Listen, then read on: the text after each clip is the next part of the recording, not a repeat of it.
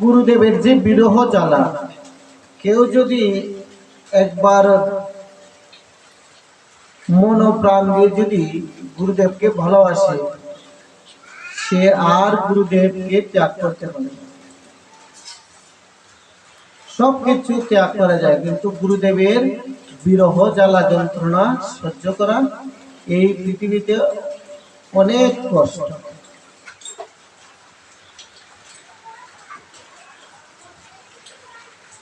কারণ গুরুদেবই হলেন ভগবান, আমাদের জন্য গুরুদেবই হলেন সর্বশ্রেষ্ঠ। কারণ গুরুদেব যদি না থাকেন তাহলে ভগবানকে পাওয়া অসম্ভব।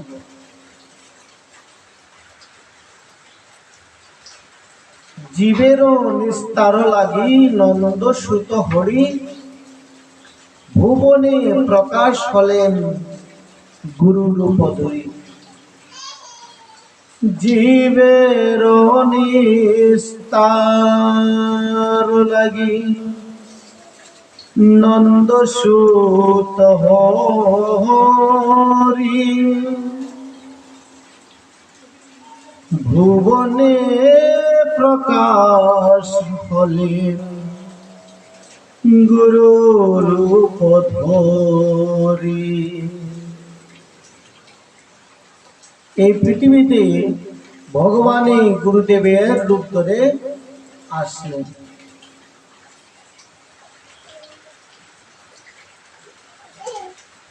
যুগধর্ম গ্রন্থের মধ্যে, ইস্কনের যুগধর্ম গ্রন্থের মধ্যে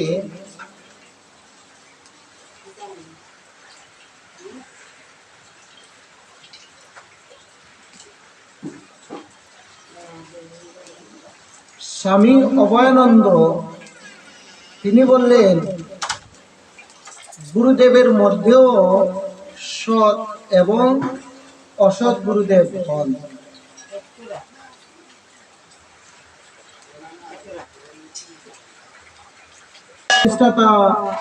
স্বামী অভয়ানন্দ তিনি বললেন,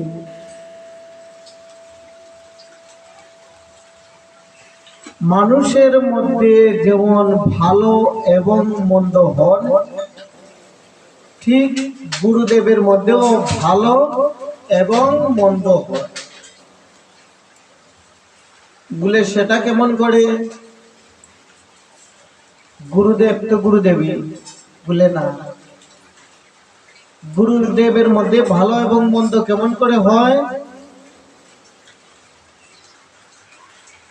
যেমন সত্যযুগে শুক্লাচার্য বৃহস্পতি, শুক্লাচার্য যাদের গুরুদেব ছিলেন, ভগবান কাউকে ছাড়লেন না, ভক্ত প্রহ্লাদকে রেখে সবাইকে বধ করলেন। কিন্তু বৃহস্পতি যাদের গুরুদেব ছিলেন, তাদেরকে কাউকে বধ করলেন না ভগবান। কারণ বৃহস্পতি হলেন ভগবানের চরণে ভক্তদেরকে নিয়ে যায়, আর শুক্লাচার্য ভগবানের বিরুদ্ধে থাকে। এই হলো পার্থক্য। এই জড়জাগতিক আমাদের এই কলিতেও ঠিক এমনই গুরুদেব আছে। দীক্ষা দিয়ে বলবেন বলে গুরুদেব বৎসরে একবার আসবেন, এসে কি করেন? এসে প্রথম দিনে ভগবানের প্রসাদ সবাইকে দেন। দ্বিতীয় দিন বললেন বলে, কাল তো প্রসাদ হয়েছে, আজ অন্য কিছু হোক। বলে সে গুরুদেব সঠিক গুরুদেব নয়, সৎগুরুদেব নয়। সৎগুরুদেব কিভাবে চিনা যায়?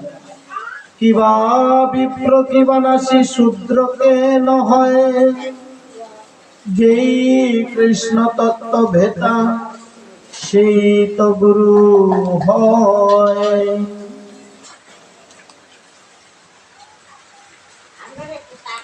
গুরুদেব হলে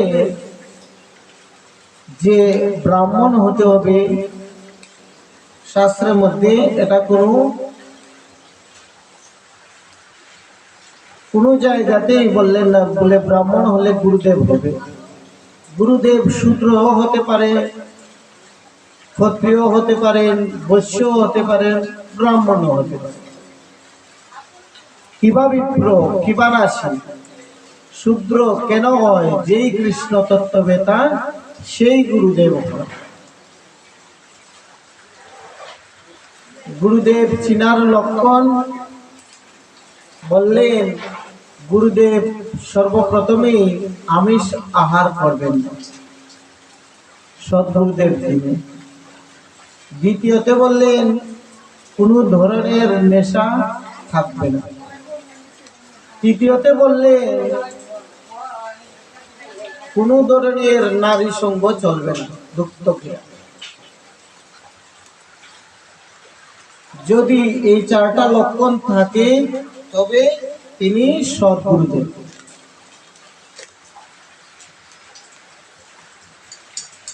অজ্ঞানো ত্রিমিরাঙ্গেশ জ্ঞানঞ্জন শলাকয়া চক্ষুর্মিলিতং যেন তস্मै শ্রী গুরুবে নমো নমঃ। গুরুদেব কি করেন? সদ্গুরুদেব প্রথমে অন্ধকার থেকে আলোর পথে নিয়ে যান।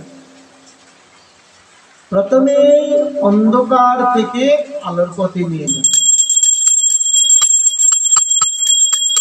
বলে দিনের বেলা তো আলোই থাকে, তাহলে অন্ধকার কিসে? বলে এই আলো আর রাত্রে বেলার অন্ধকার, এটার কথা বলেন মহাজন। মহাজন বললেন বিষয়ের যে যন্ত্রণা, মায়ার যে যন্ত্রণা, এসব থেকে উদ্ধার করেন গুরুদেব।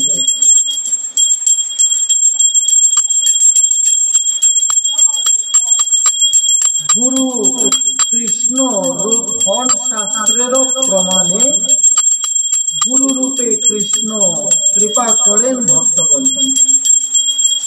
সদ্গুরুদেব ভগবানই গুরু রূপে আমাদেরকে কৃপা করেন।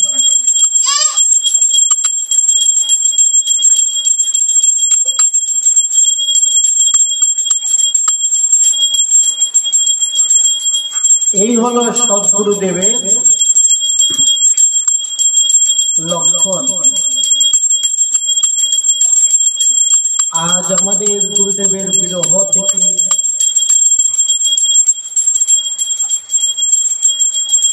যদিও কোনো বড় ভাবে উৎসব করতে পারিনি,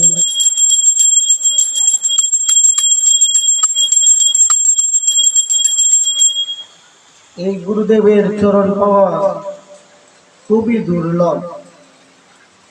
ব্রাহ্মণ্ড ভূমিতে কোনো ভাগ্যবান জীব গুরু কৃষ্ণে প্রসাদে পায় ভক্তিলতা বীজ।